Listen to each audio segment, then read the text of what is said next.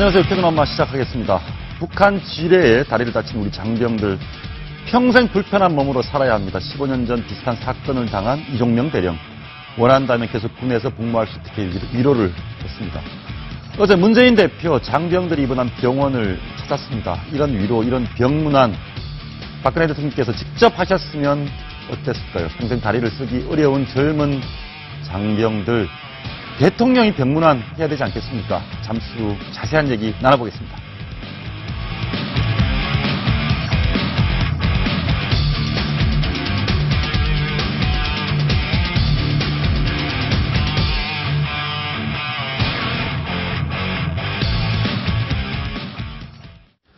북한의 지뢰 도발에 강력한 응징 의지를 보여주겠다고 밝힌 군 당국이 고강도 교전 수칙을 꺼내들었습니다. 11년 만에 대북 방송 재개했고요. 상황에 따라 미국의 스텔스 폭격기도 요청하겠다 이런 얘기도 했고요.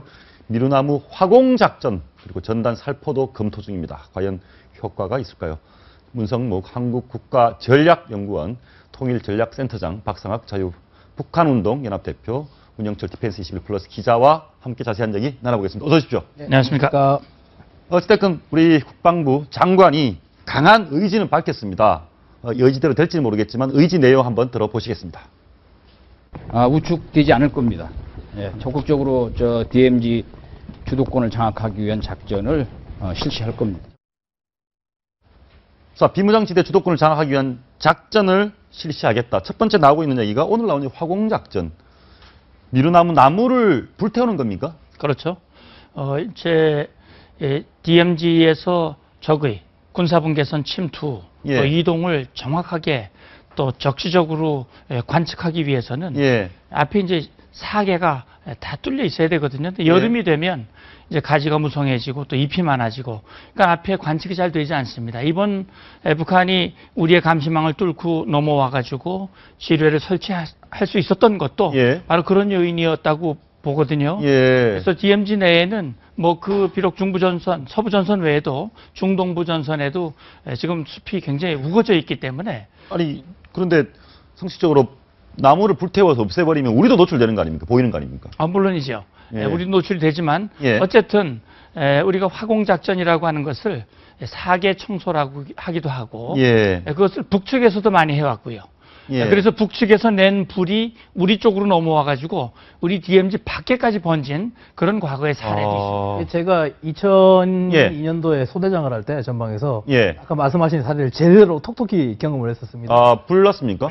그래서 이제 위급 사항이 이제 있어가지고 불을 누가 지른 건데요? 북측에서 이제 사계 청소를 하겠다 불을 질렀는데 이제 그게 이제 우리 쪽 초소로 이제 내륙에서 발생한 건데 22사단 해안서 쪽까지 타고 내려왔습니다. 불이요? 그래서 이제 경계 제논등이라든가 이런 것까지 다 파손이 되고 심각한 피해를 입었던 적이 있습니다.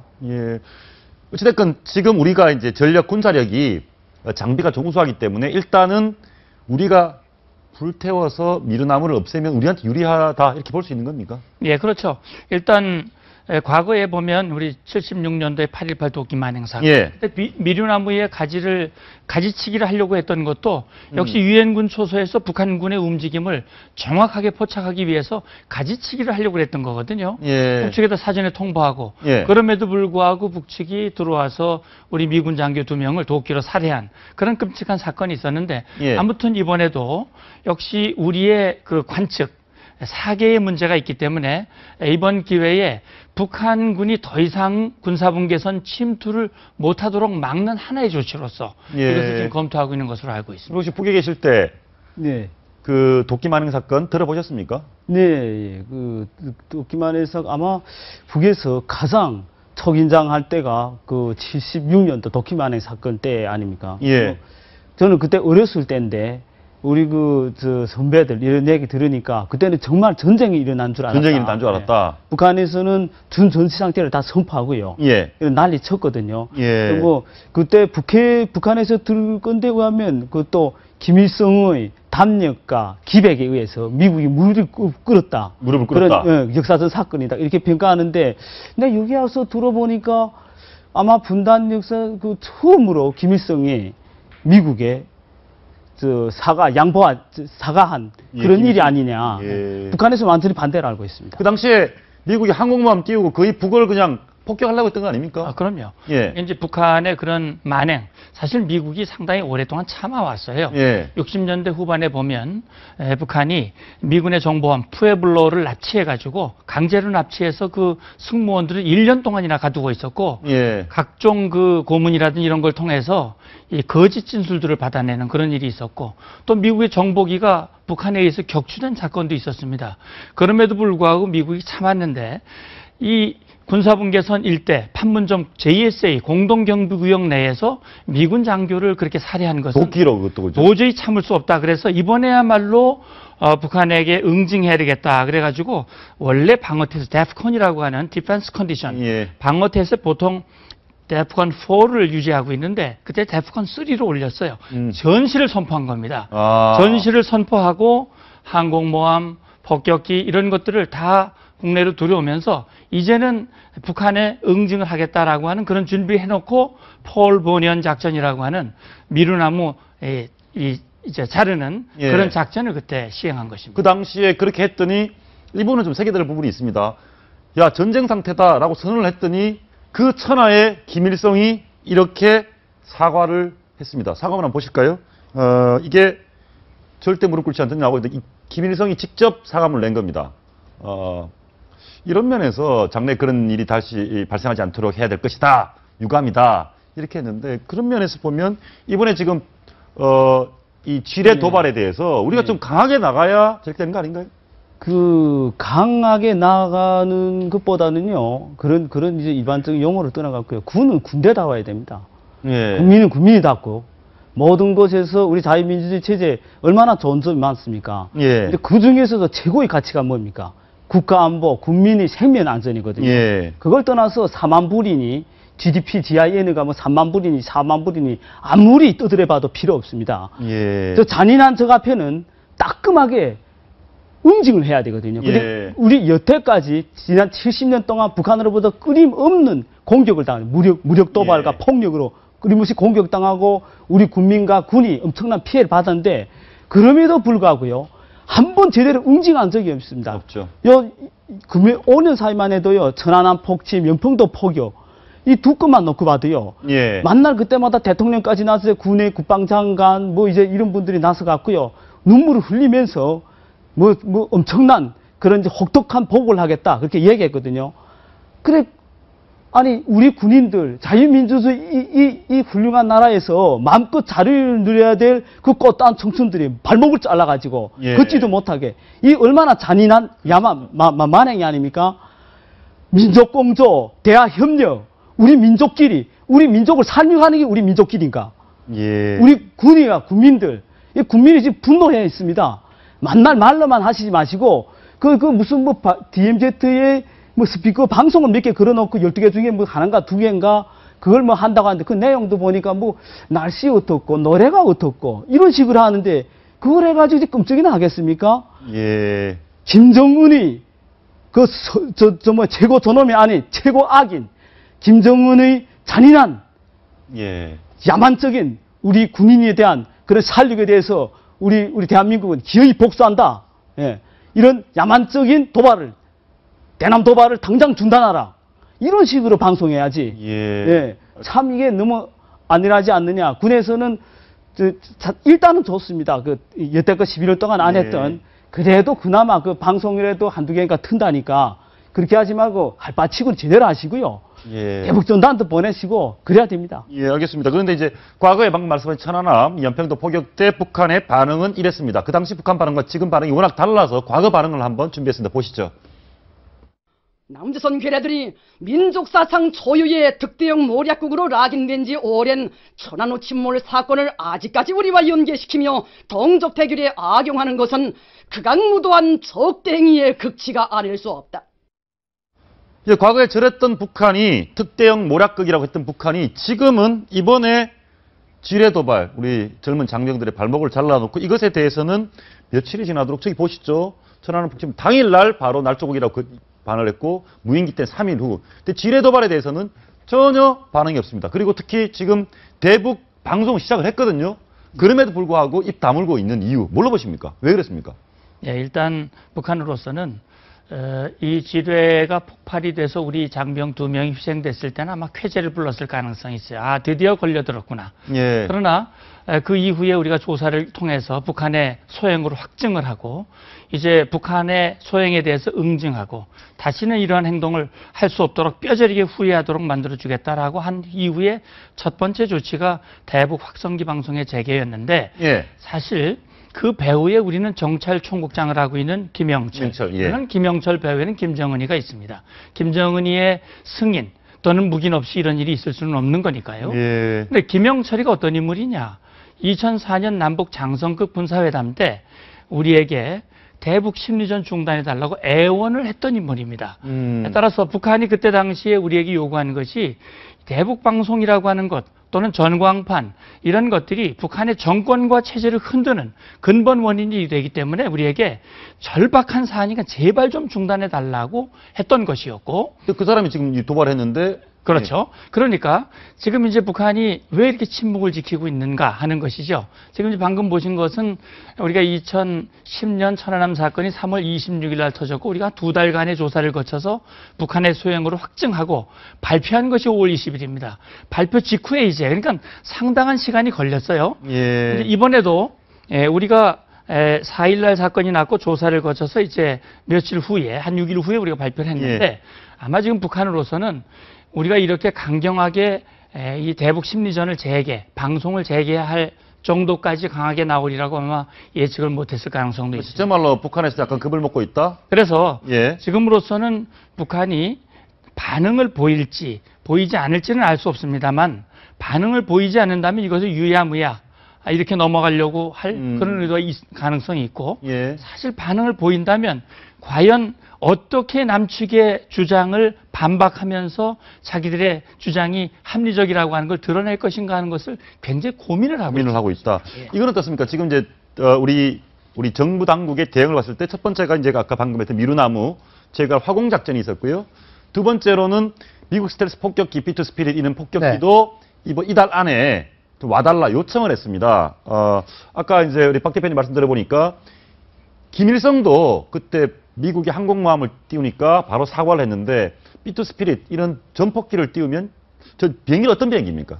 일단 UFG 훈련에 맞춰서 B2를 요청할 수도 있다라고 일단 이야기를 했는데 B2, B2 같은 경우 일단 하늘의 저승사자라고 불립니다. 하늘의 이름 저승사자 자체가 나오고 이 비행기. 이름 자체가 무시무시하고 생긴 외형도 새카만데 이게 W 형태로 생겼는데 하늘의 마치 저승사자. 그 가오리가 하늘에 떠 있는 그런 모습입니다. 상당히 무시무시한 분위기가 나오는 전투기인데 이 능력상을 보면 성능을 보면은 GBU-57이라는 그 벙커버스터를 포함해서 총 23ton의 폭탄을 적재할 수가 폭탄만 있습니다. 23ton이요? 예, 폭탄만 23ton을 적재할 수 있고 항속거리가 무려 12,000km에 달합니다. 그러니까 미국 본토 미주리에서 떠서 한반도까지 올 수가 있는 거죠. 예. 그리고 이 가격도 그 성능만큼 비쌉니다. 아주 고가입니다. 2조 20억 달러인데 뭐 예설에 의하면 같은 무게의 금덩어리를 넣어도 이 가격이 되지 않는다 할 정도로 20년 전 가격이 2조 얼마니까 지금 한 3, 4조 되겠네. 비행기 한 대가 3, 4조. 그렇죠. 네, 그만큼 무시무시한 전력입니다. 근데 저런 것도 좋습니다. B2도 좋고요. F-22 스텔스도 좋은데. 근데 그런 최첨단 무기를 갖고 우리는 뭐 없습니까? 우리 군도 F-15K를 우리 한반도 북한은 그게 발끝도 못 가는 공군 전력이거든요. 무기도 사람이 용기를 잃고 겁먹으면요. 이 용기와 정신 상태가 하는 문제입니다. 우리 북한보다도 제가 항상 TV 나가서 말하는데 우리 국민이 자존이 없습니까? 우리 주권 독립국가인데 북한보다 일단은 그 다른 걸 다 제쳐놓고요. 인구는 얼마입니까? 북한보다 2배입니다. 2배죠. 예. 경제력이 얼마입니까? 30-40배입니다. 최소. 그런 나라가 또 세계 최강의 미국과 한미동맹 같이 하고 있고요. 북한은 이렇게 말하면 무슨 뭐 종북이라는 소리도 나올지도 모르겠는데 북한은 미국 군대가 솔직히 한 사람도 없습니다. 그 30살짜리 어린애가 지금 아직도 그 북한을 지구촌에서 지금 완전히 고하고 국제고하고 국제상대로 엄청나게 고립되어 있지 않습니까? 그럼에도 불구하고 우리 엄청난 국력과 저 이제 세계 최강의 한미동맹을 갖고 있으면서도 끊임없이 북한이 도발에 당하는 게 그건 우리에게 잘못이 있고 우리의 의지에 관한 문제죠. 저렇게 무기가 좋은 게 아무리 많아도 용기가 전혀 필요 없습니다. 그거는 저 무기를 띄우고 미사일 쏘는 것도 인간입니다. 사람이 하는 거거든요. 예. 우리가 정신 무장이 안 돼 있으면 아무리 저런 훌륭한 무기, 값진 무기, 이때껏 그 세계 최강 외세에게 안보를 의지하면요. 그렇게 하면 뭐 집 울타리, 국민이 생명과 안전을 외세에 그 한미 동맹을 하면서 같이 하는 건 좋지만요. 그 주인은 우리 대한민국이 아닙니까? 예. 우리 국군이고. 예. 좀 자꾸 이런 때마다 미국에서부터 광고 마음이 오니 B2 어떠니 좀 이런 자존심 상하는 소리 이런 식의 얘기하기 전에 우리도 주권 독립국가고 우리 국군도 70만씩 있는데 왜 우리 별단 장성들이 따끔하게 우리 소위 현장에 나가는 병사들은 만배 복수하고 싶다. 지피를 까부시고 싶다 하지 않습니까? 예. 장군들은 뭘 합니까? 학전이 어떻소? 읽기 많은데. 그런 지휘관들 그런 정신무장 상태 같군요. 예. 끊임없이 북의 도발을 유도하는 결과입니다. 예, 알겠습니다. 굉장히 공감이 가는 말씀이신데, 그럼 하나 더 보겠습니다. 지금 이제 저런 첨단 무기를 띄워도 용기 없으면 안 된다고 그랬는데, 대표님, 대북전단 살포 재개하실 거죠? 언제 하실 겁니까? 내일 모레 8월 14일 날. 8월 14일 날. 정오에 12시에 임진관 만배단에서 이제 하려고 합니다. 예. 내용은 우리 민족 공조, 우리 예. 민족끼리라면서요. 우리 민족을 살려가는 그런 잔인한 김정은이 폭행 만행에 대해서 북한 이민에게 알려야 됩니다. 8월 14일 날 날리실 예. 거다. 북한 주민들은 이런 내용을 전혀 모르고 있거든요. 예. 그러면 북한이 또 우리 국민들도 이번 기회를 통해서 다시 한번 북한이 숨겨둔 앞에서는 우리 민족주의 하면서 폭력과 무력으로 대한민국을 저렇게 우리 대한민국을 폭력과 무력으로 적합 통일을 하려는 예. 북한의 그 야망과 야욕을 절대로 있어서는 안 됩니다.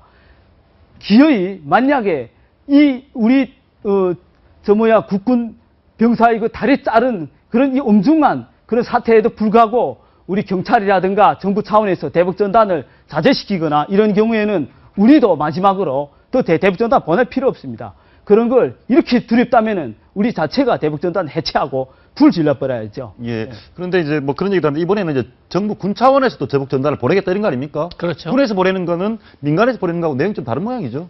내용이 다른다. 내용 자체도 물론 뭐 차이가 있겠습니다만. 예. 어차피 이제 우리 정부에서 하던 조치들은 2000년대 초, 다시 말하면 김대중 대통령의 방북, 6.15 공동선언 이후에 우리가 북측으로 우리 군 당국에서 예. 조치했던 그 대북 전단, 물포 작전 그런 것들이 중단이 됐었죠. 예. 벌써 15년이 지났습니다. 만약에 이것이 재개된다면 이것은 북한으로 하여금 정말 대단히 뼈아픈 그런 조치가 될 수 있어요. 말하자면 지금 민간 단체가 하고 있는 것은 사실 여러 가지 경제적인 제한 이런 것들이 있어서 정확성도 좀 떨어지고 그런 부분이 있습니다. 그렇죠, 그러나 예. 우리 군이 가지고 있는 모든 자산과 이런 것들은 아주 정확하게 우리가 원하는 목표에 우리가 예. 원하는 내용들을 그대로 전달할 수 있는 그런 것이기 때문에 북한으로서는 대단히 큰 위협을 아마 느끼게 될 것입니다. 대표님 혹시 하나 그런 물어보겠습니다. 저 이제 보니까 과거에 보니까 뭐 탤런트 강수현 씨 이렇게 뭐 예쁘고 전성기 때 그런 게 이제 소위 말하는 전단으로도 보내고 했는데 북한에 있을 때 남한에서 온 전단 중에 뭐 그렇게 남한 잘 살고 예쁜 여배우를 보면 뭐 동요하고 그런 게 있습니까? 그렇죠. 저도 93년도에 원산에서 여기서 그때는 많이 보냈거든요. 대북전단을 이제 받아봤는데 그때 대북전단은 그 탈북자 두 분을 이렇게 세우고 그 이쁜 여자들 해수욕장에서 사진 찍고 그러면 이게 여기 왔는데 한양대학교 좋은 대학교 다니고 1억씩 돈 받고 행복하게 산다. 근데 아가씨들 보니까 무척 이쁜 여자들이에요. 나중에 나 탈북한 다음에 그 당사자들하고 물어보니까 여자 친구냐, 사귀는 친구냐. 근데 그때는 솔직히 얘기하자 그런 건 아니고 그때는 당국 차원에서 이렇게 그렇지만 그 내용이 무슨 내용인가? 그 중국을 통해서 대한민국에 왔다. 그때는 도저히 중국이 92년도 이때는 중국을 통해서 대한민국 올 수 없다고 생각하거든요. DMZ라든가 외교관 생활하면서 해외에 근무해 올 수 있다 생각했는데 그런 건 엄청난 정보죠. 중국을 통해서도 저 자유 대한민국으로 갈 수 있구나. 야, 그렇네요. 엄청난 정보고 저한테도 이게 그 대북전단 한 장이 우리가 갖고 있는 수령 절대주의, 이런 고정관념을 완전히 깨버리는 그런 결과죠. 그때 이제 미인을 보시고, 아, 나도 남한 가면 저기 살 수 있겠다, 이런 기대도 좀 하셨겠네요. 예, 근데 그 사진에 보면 남남북녀 아닙니다. 남남남녀입니다. 아주, 예. 남쪽이 또 여인이, 원래 전단이라고 하는 것이 예, 그게 이제 전쟁 기간 중에도 서로 간에 시행하는 것입니다. 굉장히 그 심리전, 다시 말하면 상대방의 전투 의지를 위축시키거나 우리 쪽으로 전향하도록 하는, 유도하는 그런 어떤 우리 작전의 일환이거든요. 사실 지금 북한이 김영철 또 김정은 입장에서는 사실 장성급 군사회담을 통해서 우리의 대북 심리전을 중단시킨 것을 그들이 군사회담의 최고의 업적으로 생각할 텐데 그 업적을 달성한 김영철이가 이번에 또 패착을 두어서 다시금 그걸 할 수 있는 재개하는 명분을 우리에게 주었다고 하는 것은, 그것은 아마 그들로서도 지금 반응을 보이는데 상당히 그 갈등을 갖게 하는 요인 중에 하나가 아닐까 생각이 됩니다. 아니, 이번에 참 다리 다친 군대 근무하셨으니까 참 전우가 다리가 이렇게 하면 참 이게 15년 전에도 그 일이 있어서 이종명 대령께서도 뭐 말씀을 하셨는데, 뭐 군 복무를 할 수 있다는 말씀하시는데 굉장히 좀 가슴이 아프고 그런 내용인데요. 그 말씀 짧게 한번 들어볼까요? 한번 들어보시죠. 15년 전에 지뢰에 당했던 분이 이런 말씀하고 계십니다. 보시죠. 15년 전에 제가 당했던 그 사고하고 아주 유사한 사고가 또 일어났다 하는 것을 느꼈습니다. 지뢰 폭발의 어떤 규모로 이렇게 봤을 때 우리 아군 지뢰는 아닌 것 같다. 본인이 원한다면 계속 군에서 복무를 할 수도 있고, 또 원한다면 어떤 뭐 치료나 보상 이런 것들을 받을 수 있기 때문에 자부심을 가지고 부상 치료에 좀 최선을 다해라. 문 기자 개인가 물어보겠습니다. 지금 우리 군에도 이렇게 좀 몸이 좀 불편해도 근무할 수 있는 부서가 많이 있습니까? 어떻습니까? 그래서 그렇게 제가 알기로는 그렇게 많지는 않을 겁니다. 근데 이번 같은 경우에는 경우가 경우다 보니 아마 그런 배려를 꼭 해야 되지 않겠냐는 생각이 들고요. 일단 만약에 저 입장이라 그래도 이성이 마비되고 눈이 돌지 않을까. 내 동료가 다리가 끊겨 나갔는데 그걸 보고 있을 사람은 없고, 그 지휘관이라 그러면 내 부하가 그 고통에 신음소리를 내는데 보고 있을 사람은 없을 겁니다. 그런 걸 본다면은, 그런 걸 생각해 본다면, 그 의지를 가지고 용감했던 우리의 전우들이 내가 이 몸이 됐지만 근무하겠다고 했을 때, 저는 최대한 그 자리를 보상해 줘야 되는 게 맞다고 생각합니다. 오히려 이제 아군들, 우리 군 사기 진작을 위해서도. 그렇죠. 짧게 김영철 얘기를 좀 해보겠습니다. 도대체 김영철이가 어떤 사람이길래 툭하면 이렇게 도발을 하고, 이번에 또 대장 됐네요? 최근에. 우리 대남 공작 부서에서 총정찰국이니까 여러 가지 그 대남 부서가 있습니다. 심리전화하는 부서도 있고요. 또 우회적으로 뭐 해외를 통해 가지고 이제 스파이들 들여무는 부서도 있고, 김영철이 하는 총정찰국에는 어떤 일을 하느냐면은 가장 폭력적이고 잔인한 살인 테러라든가 이런 일을 하는 것입니다. 또 우리 DMZ라든가 이게 바다 이런 걸 거쳐가지고요. 아마 김명철이 하면 우리 대한민국 군인들이 가장 경계해야 되고 가장 증오의 대상이죠. 증오의 대상이다. 아니 근데 이제 김영철 그리고 한민구 장관하고 악연이 많네요 보니까. 그렇죠. 김영철에 대해서 제가 조금 보완해서 말씀을 드립니다. 그런 대남 공작 부서에서 잔뼈가 굵은 인물이고, 김일성으로부터 김정일, 김정은을 거쳐서 3대에 걸쳐서 신임을 받고 있는 그런 인물인데, 여기서 우리가 주목해야 할 부분은 김영철이 대남 공작의 총책이면서 역시 그동안 남북 대화에도 나왔다는 거예요. 북한은 대화나 도발이나 다 같은 대남 적화 전략을 달성하기 위한 수단에 불과한 것이고, 한쪽으로는 사람을 이렇게 살육하고 한쪽은 대화하려고 하고 그렇죠. 같은 사람이. 김영철이는 1990년대 남북 고위급 회담 때 북측 대표단 7명 중에 1명이었고 군사분과위원회 북측 위원장이었어요. 90년대 초부터 지금까지 20여 년 동안 이제 회담에 이제 나오는 인물인데, 말씀하신 대로 2006년 3차, 4차 장성급 군사회담 때 저도 장관이네. 저도 그때 당시에 대표의 일원이었습니다만, 한민구 장관이 그때 국방부 정책기획관을 하면서 남측 수석 대표를 했고, 북측의 김영철이 여기 수석 대표로 표현이 되는데 북측에선 단장이라고 표현합니다. 단장. 김영철과 우리 한민구 장관이 당시에 회담을 했었던 그런 인연이 있지요. 김영철은 수시로 이렇게 도발 폭력적인 행동을 하는데 한민구 장관이 이번에 뭐 아주 강력하게 응징을 한다고 했으니까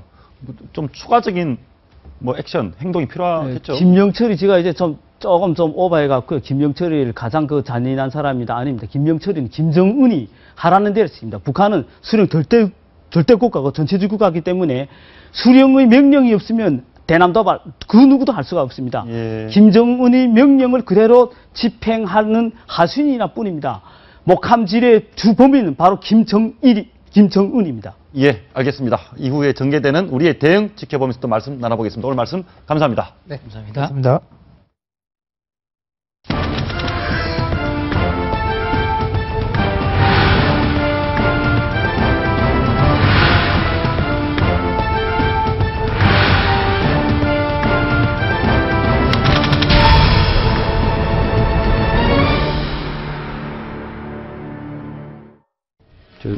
청와대 알라들이 합니까? 누가 합니까? 청와대 NSC라는 사람들은 도대체 뭘 하는 사람들이길래 우리 하사 두 명이 그런 중상을 입었는데 좀 정신 나간 짓 아닙니까?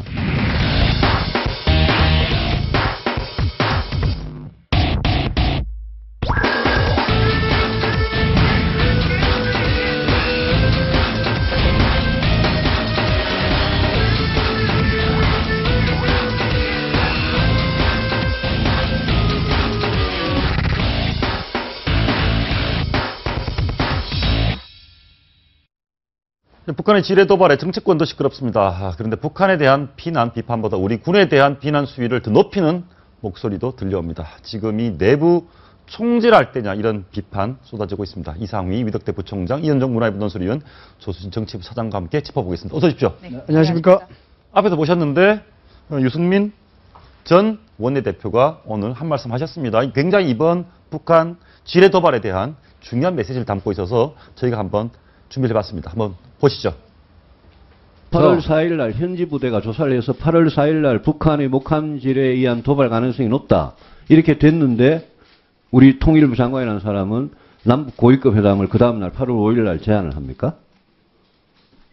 그것은 이게 우리 군하고 통일부하고 이런 부처 사이에 도대체 서로 전화 한 통도 안 하는 거 아닙니까?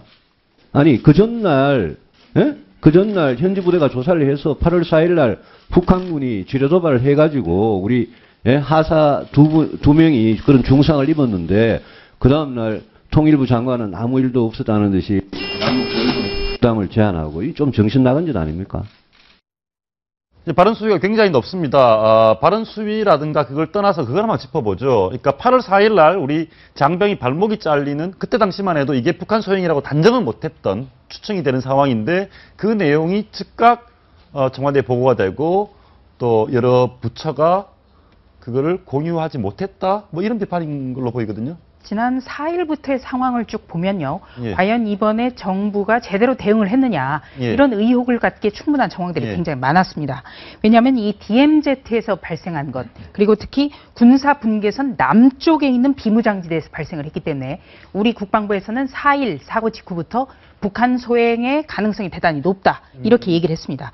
그런데 이후에 바로 다음 날에 북측의 남북 고위급 회담을 제안을 했습니다. 공교롭게도 또 이희호 여사가 방북한 첫날에 고위급 회담을 또 제안한 것도 좀 이상했고요. 이뿐만이 아닙니다. 그리고 이 청와대가 NSC를 소집한 것은 8일이었습니다. 그러니까 사고가 발생한 지 나흘 만에 열었고요. NSC에서 이 2시간 동안 회의를 한 사실을 어제서야 뒤늦게 공개를 했는데 회의 결과도 엄중한 대응은 엄중한 대응대로 대화는 대화대로 어떻게 보면 좀 하나마나한 그런 어떤 그 공자님 말씀과 같은 그런 보고서를 채택하는 것으로 그쳤고요. 또 한 가지는 이 국방부의 공식 발표가 10일 그러니까 지난 월요일 오전 10시 30분에 이루어졌습니다만 이 비슷한 시간에 열렸던 청와대에서 대통령 이 발언은 이 북한 지뢰 사고에 대해서는 단 한마디도 나오지 않았습니다. 이렇게 된다면 과연 이 외교안보 기능의 어떤 컨트롤 타워가 제대로 작동하고 있느냐 아니면은 어떤 전략을 가지고 크게 움직이고 있느냐 이런 데 대해서는 누구나 의혹을 가질 수밖에 없습니다. 특히 이제 저희가 뭐 하루 만에 뭐 다 파악을 못했다 여러 가지 변명도 존재할 수 있겠지만 결국 무엇보다 통일부, 국방부, 청와대 NSC 서로 뭔가 소통이 안 됐고 제대로 대응을 못한 듯 뭔가 좀 불편합니다. 예. 그렇습니다. 이게 NSC라는 게 국가안전보장회의지 않습니까? 예. 우리나라 모든 안보와 관련된 최종 의사결정기구죠. 여기에는 보면 그 청와대 안보실장 그리고 통일, 외교, 국방장관, 국가정보원장 등등이 참여를 합니다. 즉 우리나라의 어떤 안보적인 상황에서는 여기가 가장 어떤 최고의 의결기관이고 정보 교류를 할 수 있는 기관이죠. 예. 자 그렇다면 이번에 그 목침 지뢰 사건은 48년 만에 우리 쪽에서 처음 일어난 사건입니다. 우리 군을 향해서 공격했던 그런 사건이고 그다음에 당일날 사건이 터졌을 때 국방부 측에서는 이것이 북한의 소행할 가능성이 높다라는 그런 어떤 견해를 가지고 있었거든요. 예. 자, 그렇다면 이런 정보 교환들, 최소한의 정보 교환들 자체는 분명히 빠른 속도로 이루어져야 되거든요. 그러니까 이런 TOD 영상을 보시면 알겠지만 굉장히 큰 폭발음이 있었고 우리 군인들이 뒤에 나왔는 그런 상황이었거든요. 그렇다면 NSC에서 어떤 상황이 생겼을 때 NSC라는 게 하는 일이 뭡니까? 상임위원회도 있잖아요. 거기 있으면 각계의 정보가 수집되고 또 정보를 전파하는 그리고 어떤 대응을 통일적인 대응을 하는 그런 기관이지 않습니까? 그렇다면 통일부도 알았었겠죠. 그럼 국정원도 알았을 테고. 자, 그러면 그 다음날 있을 상황에 대해서, 즉, 대북 어떤 대화 제의라든지, 대통령의 경의선 참여라든지, 그 다음에 이후에서 방북이라는 이런 문제를 가니 그럼 어떻게 해결할 것인가. 예. 이런 부분에 대해서 빠른 시간 안에 논의가 이루어지고 그것이 어떤 대통령의 결정, 이런 것들이 일어나야 되는데, 과연 그런 것들이 지금 있었는가라는 것에 대한 의문이 오늘 이제 한민구 장관의 답변을 통해서 보면 드러나는 게 대통령한테 일단 보고하지 않았다. 자기가 직접 보고하지 않았다는 부분들. 이런 것들이 드러나면서 정말 이게 제대로 된 대응인가 이거에 대한 의문점들이 이제 증폭하고 있는 그런 상황 그 같습니다. 얘기를 잠시 후에 좀 해보려고 하는데요. 근데 그런 부분도 좀 있습니다. 이제 일부 호사가들 얘기는 유승민 전 원내대표, 유승민 의원이 과거에 했던 발언들이 좀 있지 않습니까? 그 부분과 이번에 했던 조금 과한 듯한 그 표현 한번 들어보시고요. 이 표현이 본질을 희석시키는 것인지 아닌지를 한번 보시죠. 들어보시겠습니다. 외교부에 알아보니까 외교부 북미 일과 이과 모두 박근혜 대통령의 간담회 관련 자료는 자기들은 전혀 모른다는 거예요. 외교부 누가 합니까, 이거를? 예? 청와대 알라들이 합니까? 누가 합니까? 청와대 NSC라는 사람들은 도대체 뭘 하는 사람들이길래 8월 4일 날 현지 부대가 조사해서 북한 도발일 가능성이 큰 걸 알았으면 그 즉시 국방부는 물론이고 통일부 이런 유관 부서들이 이 사건의 의미에 대해서 뭔가 생각을 하고 해야지. 두 내용을 들어보니까 당시로는 외교부, 지금은 국방부. 그것만 바뀌었고 내용적으로 서로 소통 안 되고 뭐 안 되고 그런 내용들은 같고 또 한편으로는 그런 것 같습니까? 얼라들 하는 거하고 도대체 뭐 하는 사람들이냐, 정신 나갔냐 이런 표현 자체 이제 얼라들이라는 표현만 빠졌을 뿐이지 그 맥은 거의 다 똑같다 봐야 되겠죠. 뭐 하는 사람들이냐. 유승민 그 의원이 저렇게 이야기하는 거는 뭐 당연한 얘기라 봐야 됩니다. 예. 이런 상황에서 국가 위기적 상황이 있는 상황인데 여기에 대해서 뭔가 불협화음이 일어나는 거 그런 조짐이 있다는 것은 국회의원 입장에서 당연히 그 지적을 해야 되는 문제죠. 저는 뭐 이게 과하다는 표현이 참 맞지 않다 이렇게 보는데 그에 대한 근거는 이렇습니다. 첫째, 한민구 장관이 국회에 나와서 답변하는 보는 모습을 보면 명확하지가 않습니다. 뭔가 모르게 소위 말해서 시치말로 캥기는 듯한 또는 뭔가 안절부절하는 뭔가 확실치 않은 그런 자꾸 답변들을 하거든요. 이 국가 위기 상황에서 이렇게 명확하지 않은 답변을 한다는 것은 문제가 있다는 그런 결론이고요. 그다음 두 번째, NSC에서 이제 회의를 했다고 우리 조차장님께서 말씀하셨는데 여기에 대응은 대응들하고 정치는 대화는 대화대로 하겠다. 대응은 대응들하고 대화는 대화대로 하겠다. 이거 아닙니까? 그렇죠? 밥 먹으면 배부르죠. 그래서 강원 전략과 같이 하겠다. 그런데 NSC는요 정치적 합의체가 아닙니다. 뭐냐면 국가의 위기 상황을 그대로 진단하고 거기에 대해서 실행을 하는 데지 여기에 이런 말은 정치적 수사죠. 대응은 대응들하고 대화는 대화대로 하겠다. 국가 위기 상황이 하는데 이런 대화가 어디 있습니까? NSC가 행정기구인데 집행기구인데 이게 정치기구가 아니란 말이죠. 그럼 세 번째, NSC에 대해서 이제 말씀하셨는데, NSC는, 말씀하셨다시피 국가 최고의 이제 안전보장 회의입니다. 회의체인데, 거기에 위기관리센터가 있습니다. 여기에 가면은 위기 상황판이 있어요. 이 상황판이 뭐냐 그러면은, 좀 더 면밀하게 설명하자 그러면은, 반경 360km 내에 함정, 비행기의 이동 모습, 이런까지 다 관찰할 수 있어요. 다 관찰할 수 있고, 정부의 23개 부처에 대한 각종 정보들이 다 올라옵니다. 여기에 대해서 실행 파악을 하는 거예요. 자, 무슨 말이냐 그러면은, 그런 비무장지대에 폭파 사고가 났다. 우리 하사관들이 하반신 절단들의 사고가 났다. 심대한 사고죠. 여기에 대해서 실무선에서는 틀림없이 보고가 있었을 거라는 거예요. NSC가 이걸 체크를 못한다 그러면 NSC 있을 필요가 없죠. 그러면 그런 실무적 판단 보고가 있었는데도 불구하고 청와대에서 몰랐다 그러면 더 문제라는 거예요. 이게. 그래서 이런 어떤 현실적으로 행정적으로 본다 그러면 이게 문제가 많다는 거예요. 그래서 유승민 원내대표, 유승민 의원이 이야기하는 부분들은 그래도 먼저 야당이 치기 전에 먼저 좀 매섭게 예. 차라리 나았다는 그런 생각이 좀 들어요. 예. 예. 유승민 의원의 작년 청와대 얼라 발언은 굉장히 이 친박의 한때 원조 친박으로 불렸던 분의 어떤 그 표현이기 때문에 더 충격을 줬는데요. 예, 오늘과 굉장히 닮아 있습니다. 왜냐하면 작년이나 올해나 이 지금 현재 외교안보에 전략이 없다라는 점을 지금 매섭게 추궁을 하고 있는 거죠. 그리고 오늘 오전 10시부터 이 국방위의 전체 회의가 있었는데요. 오늘 눈여겨볼 대목은 여당 의원들이었습니다. 네, 지금 이 새누리당이나 지금 정권은 보수 정권입니다. 보수 정권에서 가장 주안점을 둬야 되는 것이 바로 안보인데요. 안보에 대해서 전혀 기민하게 대처하지 못했기 때문입니다. 오늘 그 국방위 전체 회의에 앞서서 열린 새누리당 최고위원 중진 연석회의에서는요. 한마디로 정부 성토장이었습니다. 네, 심재철 의원 같은 경우에는 지뢰로 그렇게 당하고 다음 날에 무슨 대화냐 이렇게까지 얘기를 했고요.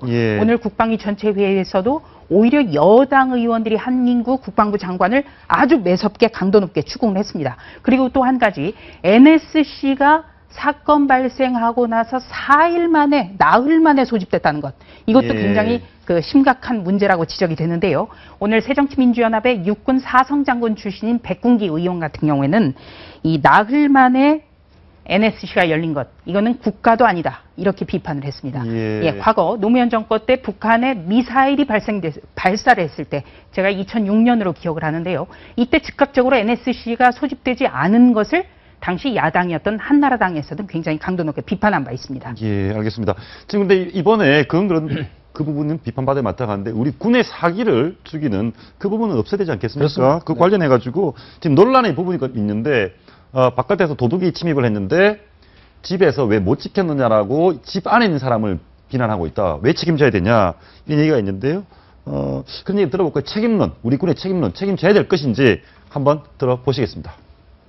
우리 그 수색로에 지뢰를 매설할 때까지 전혀 몰랐다는 거 아닙니까? 그건 분명한 이제 경계 실패라고 지적할 수가 있죠. 이거에 대해서는 우리 군도 변명할 여지가 없습니다. 늘 이런 일이 일어나면은 뭐 녹음이 우거져서 안개가 껴서 시계가 확보되지 않아서 이런 변명을 하죠.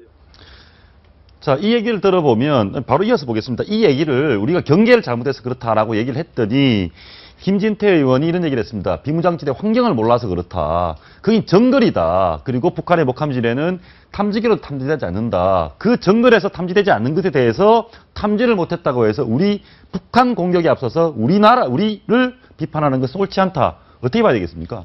저는 분명히 이제 현장에 있는 우리 군인들 그리고 또 이제 현장의 상황들을 보면 저는 사실상 어쩔 수 없는 그런 상황들이 많습니다. 특히 이제 왜냐하면 지금같이 녹음이 우거지고 적들이 예를 들어서 뭐 포복을 해와서 했을 경우에 사실 우리가 TOD로 감시도 할 수 없는 그런 상황이고 김진태 이야기 의원처럼 정말 우리가 불가항력적인 그런 상황일 수도 있습니다. 지금 우리가 이제 비판하고자 하는 부분은 우리 군들이 현장에서 보여줬던 그런 영웅 정신들 그리고 그 상황에서도 절대 굴하지 않고 경계를 하면서 그 동료들 끌어안고 나와서 결국 치료를 하게 했던 그런 상황들을 보면 정말 우리 군들이 대단한 것 같아요. 자, 그런 면에서 우리 군의 사기를 좀 불어넣어줘야 되고 분명히 칭찬할 분들이 있습니다. 자, 그렇다면 그거와는 다른 문제로 지금 야당이 제기하는 저런 문제는 사실은 우리 군의 어떤 일선군의 문제를 제기하는 그저는 과도한 비판이라고 생각이 듭니다. 그렇지만 좀 더 전략을 고민하고 해야 될 군 수뇌부 그리고 이제 이거에 대한 이후에 대응을 하는 바로 정부와 청와대의 대응 이런 부분을 분명히 분리해서 좀 비판을 해야 된다고 보거든요. 자, 이런 문제를 자꾸 우리 군의 일선에 있는 군에 대한 비판을 한다면 우리 군들이 정말 거기 현장에서 사기에 따라서 어떻게 일하겠습니까? 자, 그런 측면에서 본다면 분명히 우리가 좀 구분해서 지금같이 뭐 다들 한 묶음에 비판한 것이 아니고 정말 현장에 있는 일선 군인들에 대해서는 정말 격려와 칭찬 이런 것들을 분명히 해줘야 된다고 봅니다. 저도 뭐 좀 동의하는 부분인데요. 당연히 이제 비무장 지대에 근무하는 그런 특殊상황은 충분히 있을 겁니다. 여기에 따라서 진짜 현실을 모르는 사람들이 이래저래 이야기할 수밖에 없는 그런 상황인데 그러나 사실상 이러한 상황이 다시 말하자 그러면 적국인 북한으로부터 발생된 그런 사건이란 말이죠. 이것은 국가 위기 상황이라고 우리가 규정을 하고 있는데 문제는 이 상황을 좀 더 상식적으로 본다 그러면 우리가 보면은 2014년도 무인기 침투 사건이 있었죠. 그 다음 2012년 노크 기순이 있었죠. 그 다음 올해 같은 경우는 일박 기순 사건 뭐 이런 자잘한 그러나 어떻게 보면 굉장히 중대한 그런 도발 사건들이 많이 있었단 말입니다. 이게 만약에 북한이 정말 남침을 의도하는 아주 기획된 어떤 그런 업무가 있었다 그러면 우리는 아마 패배했다 이렇게 볼 수 있지 않겠습니까? 이런 상식에서 국가 위기를 봐야 되는 것이고 군의 사기도 굉장히 중요합니다만 이런 상황에서 대한민국 국가의 위기적 시스템 이런 부분들을 한 번씩 그 국회의원들이 질타하는 것은 당연하다. 예, 저희가 이 시점에서 가장 안타까운 게 어제 문재인 대표가 병문안 갔습니다. 뭐 저는 뭐 문재인 대표는 호불호를 떠나서 그 자리에 대통령이 가셨어야 되지 않느냐. 저희가 영상을 준비했는데 이 영상에서 저 위문하는 분이 문재인 대표 잘하셨는데 문재인 대표가 아니라 박근혜 대통령이 저 자리에 있다라고 상상을 하고 한번 봐주셨으면 좋겠습니다. 한번 보시죠. 엄청 고통스러운데도 제가 정신을 차려야 되니까 그 정신을 차린 만큼 고통이 그만큼 커갔죠. 사람이 막 기절을 하고 있었으면 아픈 걸 모르잖아요. 지가 정신을 바짝 차리고 있으니까 그만큼 고통이 심해요. 그렇겠죠. 그래도 정신력이 대단합니다. 아드님을 아주 강인하게 잘 키우신 것 같습니다. 그렇게 키우려고 이 세상 나약하면 사실은 이 세상에 나약하면 안 되니까 저 어머니 말씀드려서 뭉클했는데 모르겠어요. 저 자리에 뭐 NSC도 늦게 열리고 보고도 안 되고 했는데 저 평생 다리가 절단된 장병 앞에서 몇십 년, 40년 일어난 저 자리에 대통령이 가 계셔야 되는 거 아닙니까? 네, 그 점이 참 아쉽습니다. 특히 이 박근혜 정부 같은 경우에는요, 이 정부 출범 후부터 북한의 어떤 도발에도 강력하게 대응하겠다. 여러 차례 밝혀왔다는 점에서 이번에 어떤 대응이 더 논란이 되는 거고요. 예. 지금 누워있는 하사관, 그리고 부모, 이런 발언을 봤을 때 정말 가슴이 뭉클하고 예. 이번 현장에서 보여줬던 그 침착한 대응 태도는 우리가 정말 존경할 만합니다. 예. 문제는 우리 이런 군을 지휘하는 컨트롤 타워가 오히려 우왕좌왕했다는 점. 그래서 어떤 이런 정부 자체를 비판해서는 안 된다.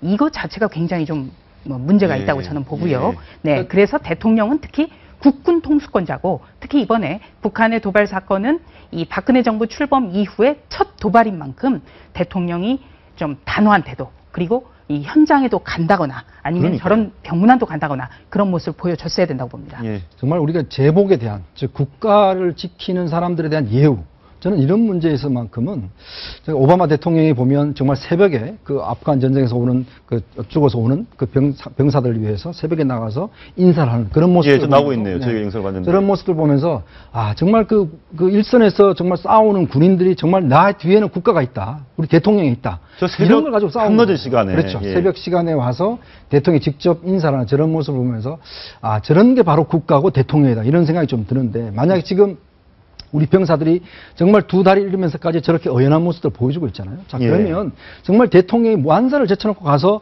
군인을 위로하고 일단 자기 부하 아닙니까? 군 최고 통수권자잖아요. 자기 부하가 저런 전장에서 저런 사태를 겪으면 나가서 그 강력한 대북 메시지를 저기서 날려줘야 됩니다. 잘 이야기해주고 정말 단호한 의지들을 밝혀준다면 국민들 입장에서 얼마나 든든하겠습니까? 저런 게 병상 메시지가 나와야 됩니다. 제대로 소위 대통령이 피해자적 전략 차원에서 판단한다 그러면은 저건 야당 대표가 먼저 갈 문제가 아니고 대통령이 먼저 가서 거기에서 준비된 단호한 메시지가 나와줘야 국민들이 거기에 대해서 인정을 합니다. 인정을 하고 신뢰를 하게 되거든요. 이런 문제인데 제가 한 말씀 더 드리고 싶은 게 있습니다. 뭐냐면은 대한민국에서 국가 위기 세월호 사건부터 시작해서 자연재해 사건들 많이 일어나고 있습니다. 근데 국가 위기라고 이야기하는데 법률상 현재 대한민국 법률상 국가 위기가 무엇이다라고 정의된 게 없어요. 이게 뭐냐면 국가관리 기본 지침에 따라서 그게 대통령 형령입니다. 대통령 훈령에 따라서 국가관리 위기관리 지침으로 되어 있는데 여기에 대해서 그냥 정의만 되어 있습니다. 뭐냐면 국가를 유지하는 또는 국가의 정체성을 유지하는 사회, 경제, 사회, 문화 이런 데 대해서 핵심 가치들이 위해되거나 손상할 우려가 있을 때 그걸 국가 위기를 한다. 이렇게 되어 있는데 여기에 대해서 국가 위기에 대해서 어떻게 해야 된다. 그리고 국가 위기가 무엇이다라고 상위법에 만들어진 그런 자체가 없다는 거예요. 그러니까 이 말씀은 뭐냐 그러면은 대한민국이 세계 유일의 남북 분단 국가임에도 불구하고 늘 위기적 상황, 안보적 상황에 처해 있음에도 불구하고 법령조차도 아직까지 안 만들어져 있다는 겁니다. 위기가 뭔지에 대해서도. 그러니까 늘 우리가 이야기하는 겁니다만 소있고 양강 고치는 것이 아니고 이런 상황에서 좀 면밀하게 국회의원들도 무조건 정부를 비판할 게 아니라 우리가 지금 해야 될 것들의 기본들이 뭐가 되어 있는지부터 먼저 좀 봐야 된다는 거예요. 이번에 지금 잠깐만 이제 들어와 있는 게 LG그룹에서 DM에서 지뢰 폭발 부상상인한테 5억 원 위로금 주기로 했다. 참 가슴 아픈데 대통령 먼저 가셔야 되는데 이런 기업에서 이런 위로를 해주고 있습니다. 예. 네. 오늘 저는 국회 국방위원회를 보면서요. 참 또 이 박근혜 대통령이 참 곤란한 상황에 처했다는 생각이 또 하나 들었습니다. 오늘 여야 의원들, 특히 여당 의원들은 한민구 장관에게 이번 사건을 언제 대통령에게 대면 보고를 했느냐를 중점적으로 물었습니다. 예. 여기에 대해서 한민구 장관이 굉장히 곤란한 표정을 지었는데요.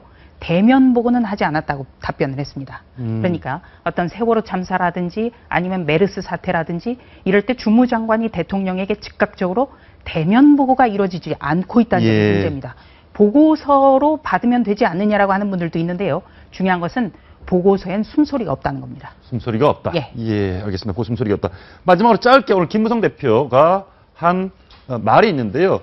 짧게 한번 보고 이것에 대해서 진단을 한번 해보겠습니다. 김무성 대표 오늘 얘기입니다. 들어보시죠. 30% 의무를 지키지 않으실 때는 지금 새누리당이 가지고 계신 지금 보조금을 좀 삭감한다. 이거는 역시 허구가 될 수가 있고 속임수가처럼 진짜 저희들이 생각할 때는 말씀 상가하세요. 죄송합니다. 예. 제가 먼저 이제 만남 안 하겠습니다. 중단 나가겠습니다. 아니 속상해서 그래도 말을 갖다 가려서 해야지. 그러면은 지금 30%를 지키시는 노력을 해주시라는 겁니다. 근데 그거는 당선되실 노력부터 하십시오. 물론입니다. 그거는 오늘 버르겠네요. 저 상황이 어떤 상황입니까? 조 차장님 좀 설명 좀 해주시죠. 네, 이 여성 유권자 이쪽에서 어떤 새누리당의 황인자 의원들을 통해서 김무성 대표를 이 공식석상에서 지금 소개를 받고 지금 청원을 하는 겁니다. 그러니까 여성 공천 30% 약속을 이행해달라. 네, 이렇게 얘기를 하는데요. 김무성 대표답게 아주 버럭 호통을 쳤습니다. 그러니까 지금 이 자리에서 이런 얘기를 하지 말라. 이거는 정계TV에서 논의할 사항이다. 뭐 이런 얘기도 하면서 일단 30%의 비율도 중요하지만 이 여성 후보자가 스스로 어떤 능력을 키우는 일도 중요하다. 이렇게 얘기를 했습니다. 그러니까 다 모두 양쪽의 어떤 일리 있는 주장입니다만 한쪽에서는 좀 지금의 어떤 엄중한 때를 조금 생각을 해야 될 것 같고요. 또 김무성 대표도 다른 사람을 좀 더 설득하는 그런 모습을 보여야 되겠습니다. 오늘 토크의 마지막 짧은 영상 하나 준비했습니다. 하나 더 보시죠. 버럭 김무성입니다. 보시죠. 한번에 동기들에게 관리를 얘기 안 되겠어.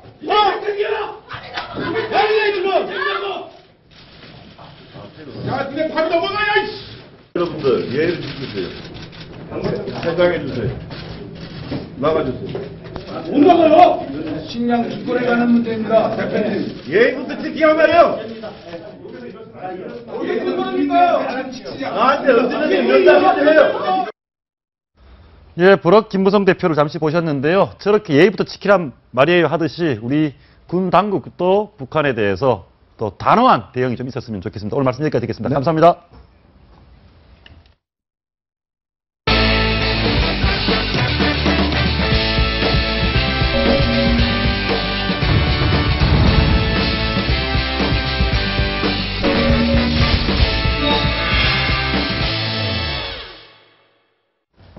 바로 이틀 뒤입니다.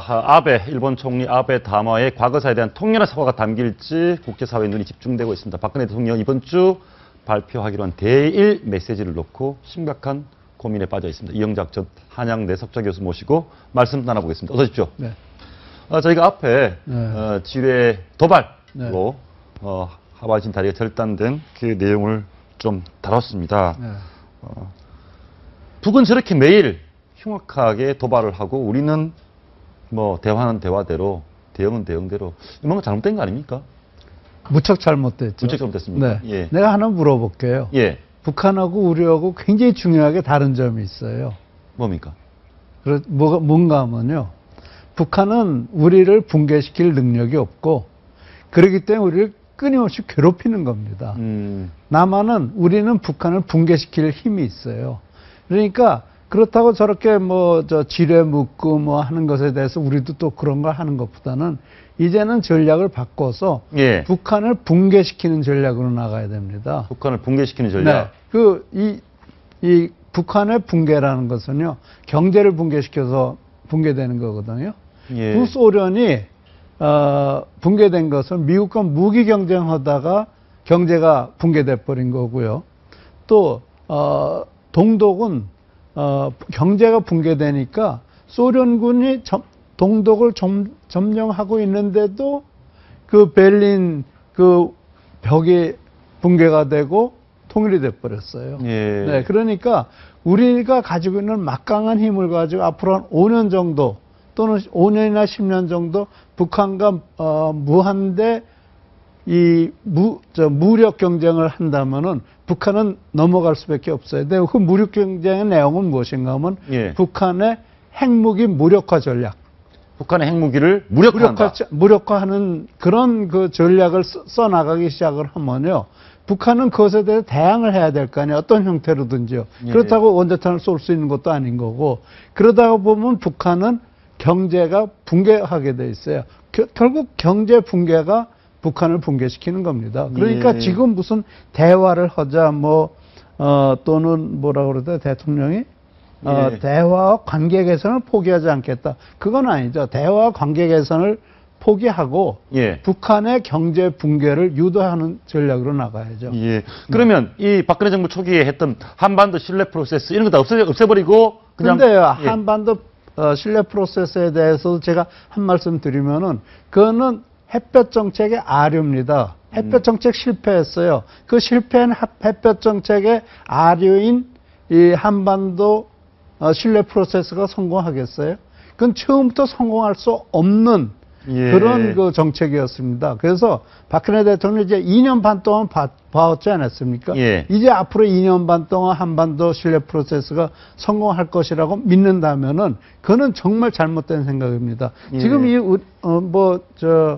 이런 지뢰가 터지는데 한쪽에서는 북한과 대화하자고 그래서 전통문을 보냈다고 예. 그러잖아요. 그게 왜 이런 일이 생기나 하면요. 우리 여도 그렇고 야도 그렇고 정치권이 북한에 대한 대북 정책에 대한 어떤 분명한 철학이 없기 때문에 그런 거예요. 예. 철학이 없으니까 통일부에 있는 사람들은 대통령 눈치 보면서 야 이거 지뢰 터졌지만 그래도 또 그냥 넘어갈 수도 있어. 그러니까 이렇게 전통문 보내자. 그랬는지도 모르겠어요. 그러니까 분명한 철학이 있어야 됩니다. 근데 우리나라에 지금 이 북한에 대한 철학이 없어요. 북한에 좋게 하는 것이 철학이라고 생각하고 있어요. 예. 근데 교수님, 박근혜 대통령께서는 와가 집권하신 이후에 방북 불허라든가 남북 교육도 중단하고 대북에 대해서 굉장히 강경한 어떻게 보면 교수님 말씀하신 오이사 조치라든가 대북에 대해서 굉장히 강경 조치로만 계속되고 있거든요. 아니요, 근데요. 그것도 안 된단 말입니까?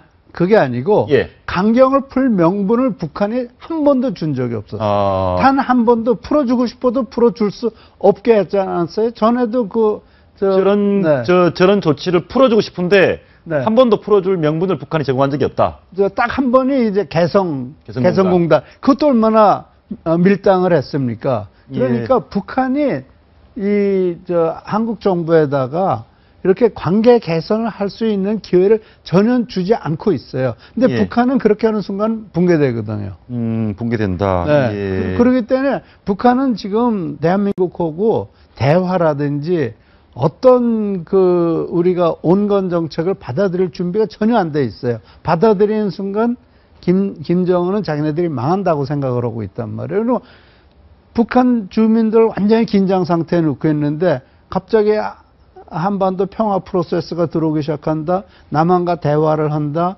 또 평화가 이루어질 것 같다. 그런 순간 이 본물처럼 휴전선은 무너지고 동독 통일처럼 동서독 통일처럼 통일이 될 수 있는 거예요. 이게요, 동독 통일이 순간적으로 일어났습니다. 동독 통일이 순간적으로 됐다. 순간적이에요. 정말 하는 순간 통일돼 버렸어요. 그러니까 북한이 우리가 군비 경쟁을 계속하게 해서 북한 경제를 마비시켜야 된다. 그런 방법으로 나가야지 북한이 어떤 조치를 취하든지 붕괴되든지 하겠죠. 그렇지 않으면 북한은 어떤 걸 하더라도 망하게 돼 있어요. 예, 어쨌든 군사적으로 강경 대응을 해야 된다. 그렇죠. 예, 그거 알겠습니다. 외에는 지금까지 2년 반 동안 아무것도 된 거 없잖아요. 예, 아무것도 된 게 없습니다. 네, 예, 네. 저희도 그래 보입니다. 네, 그러니까 이제는 2년 반 남았는데 실질적으로 박근혜 대통령이 할 수 있는 건 1년도 안 남았다고요.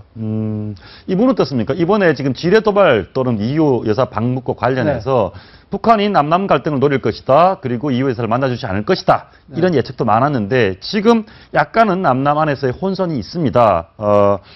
누구 말이 맞는지 모르겠는데요. 정세현 전 통일부 장관 얘기를 한번 들어보시고 평가를 좀 해주십시오. 들어보시죠.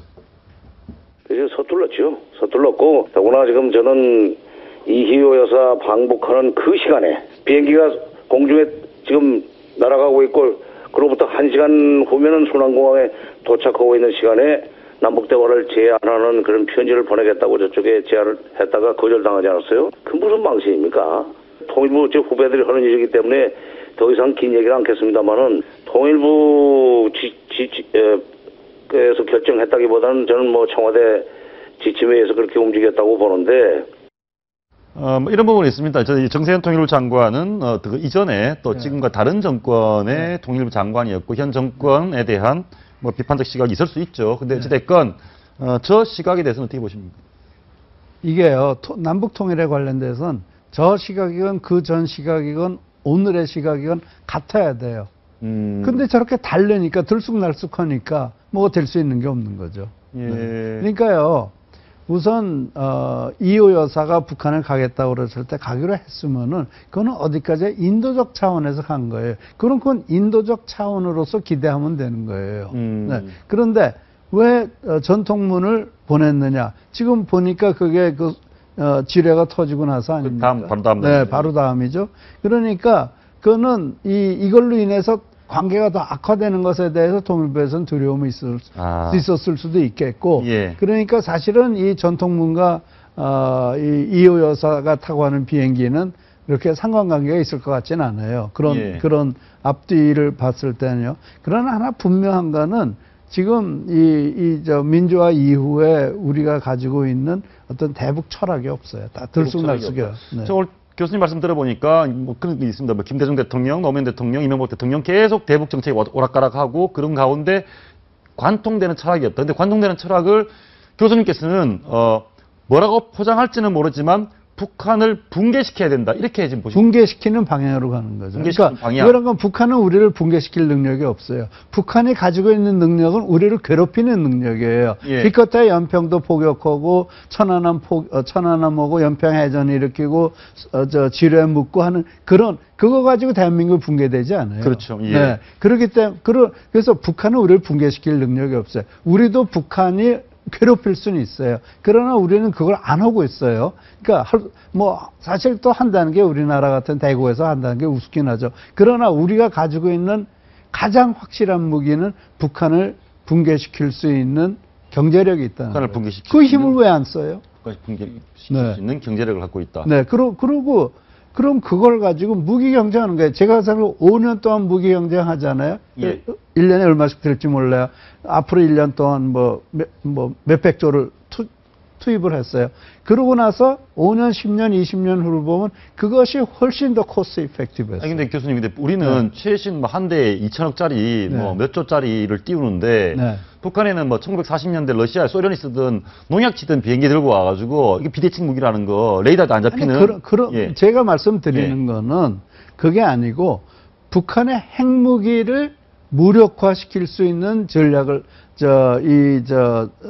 전술 전략을 개발해야 된다는 거죠. 소위 말하는 사드라든지 해처리팀에서 팩트리라든가 그렇게 해서 그 사람들의 그런 그 무기가 도저히 쓸모 없는 무기가 되도록 하는 그런 전략을 써야 된다는 거죠. 예, 알겠습니다. 북한 관련해서 좀 관련되기도 한데 내일 모레 이제 광복절입니다. 지금 아베, 일본 총리 아베가 우경화되고 있는 아베가 사죄를 사과문에 담화문에 담지 않을 거라는 얘기가 있습니다. 일본에서도 이제 무슨 학자들이 이제 우파 학자들이겠죠. 그 사람들이 이런 내용으로 가자는 것이 있고 물론 이제 정계에서 하는 건 별도로 있지만요. 대충 보면은 중국과의 관계 개선에는 노력을 하는 것 같은데. 대한민국과의 관계 개선에는 관심이 없는 것 같아요. 그래서 이제 2년 반 동안 일본과 된 게 아무것도 없어요. 그럼 박근혜 대통령이 단언을 내리셔야 됩니다. 그것에 대해서도, 지금, 아베가 사과를 않는다. 또, 위안부 할머니에 대해서 사과를 않는다. 과거사에 대해서 사과를 않는다면은, 그럼 좋다.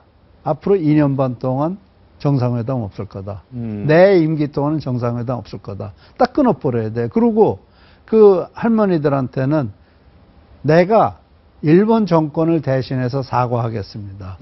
그리고 정부가 일본 정부를 대신해서 보상해드리겠습니다. 그러나 아베가 끝나고 나면은 내가 구성권을 행사하도록 하겠습니다. 예.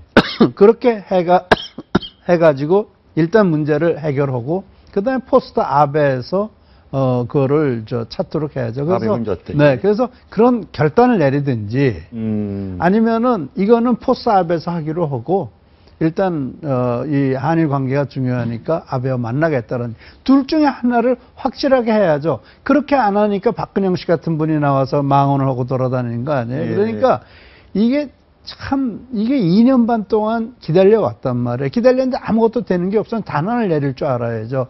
질질 끌고 가니까 박근영 씨 같은 사람이 나와서, 뭐 신동욱 씨가 나와서 막 TV에 나와서 설치고 다니고 그러는 거 아니에요. 그러니까요.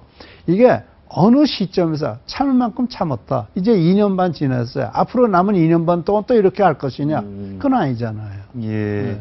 최근에 또 한 가지 들리는 얘기 중에 참 황당한 얘기가 일본의 아베가 북한을 가서 김정은을 만날 수도 있다라는 그런 얘기도 하고 있습니다. 그러니까 우리와 중국이 가까워지는 듯 하니까 북한을 끌어들여서 지렛대 잡는 것도 있고 또 한편으로는 한국과 미국을 이간질하는 측면도 있는 것 같고요. 어떻게 보셨습니까?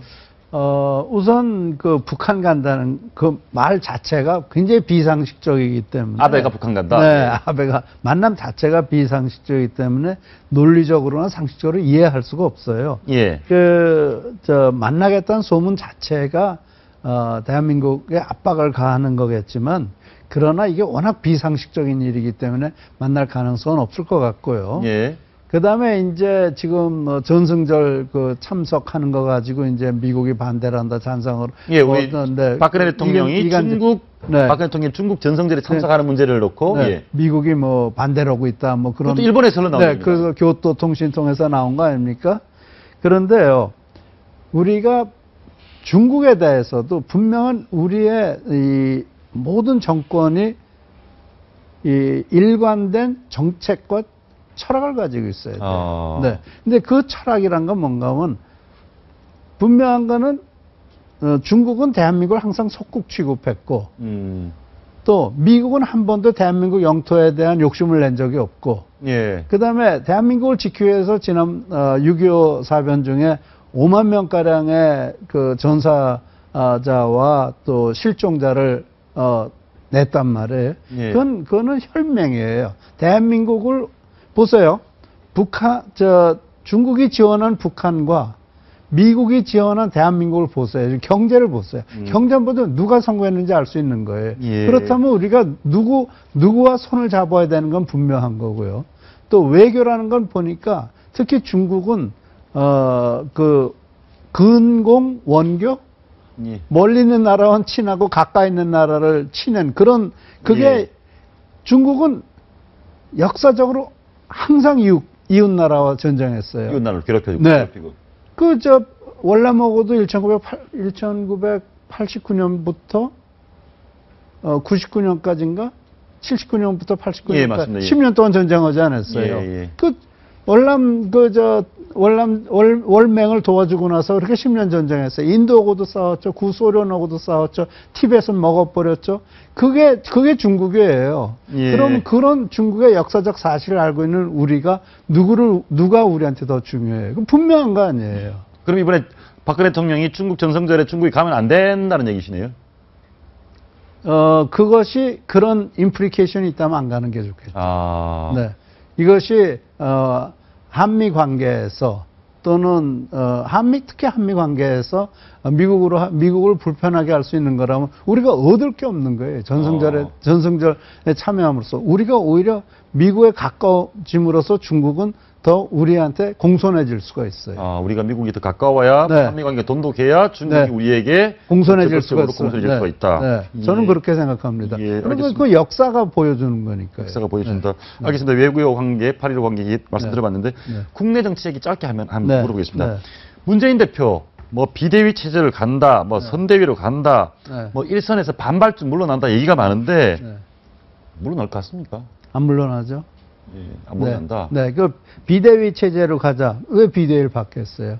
이 지금 그러니까 문재인 대표와 친노가 가지고 있는 목표를 봐야 돼요. 예. 그분들의 목표는 지난번 노무현 대통령 추모식에서 노건호 씨가 한 얘기라든지 그 후에 그 친노, 핵심 친노들의 그 행보를 봤을 때 제가 봤을 때 그분들의 생각은 노무현 대통령은 억울하게 죽었다. 이 억울한 죽음의 한을 풀려면은 우리가 집권해야 된다. 그 생각밖에 없는 것 같아요. 그럼 그 집권을 하기 위해서 지금 나설 수 있는 사람은 문재인 대표밖에 없는 거고, 그 문재인 대표가 대권 후보가 되려면은 당권을 놓으면 안 되는 거죠. 그러니까 당이 갈라지더라도, 당이 갈라지는 한이 있더라도 새정치민주연합의 당권을 장악하고 새정치민주연합의 대통령 후보가 되고 나면 그 다음에 야권 후보는